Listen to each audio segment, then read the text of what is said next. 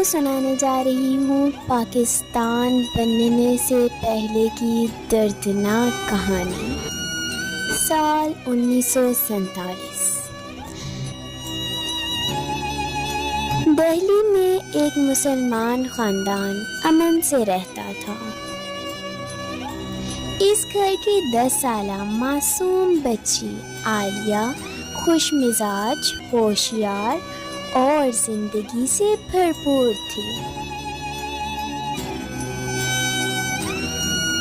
اس کے سکھ اور ہندو دوست تھے۔ وہ سب کے ساتھ کھیلتی، ہنستی اور تعلیم حاصل کرتی۔ مگر جب تقسیم کا اعلان ہوا تو اس امن کی جگہ خوف نے لے لی۔ ہر طرف فساد،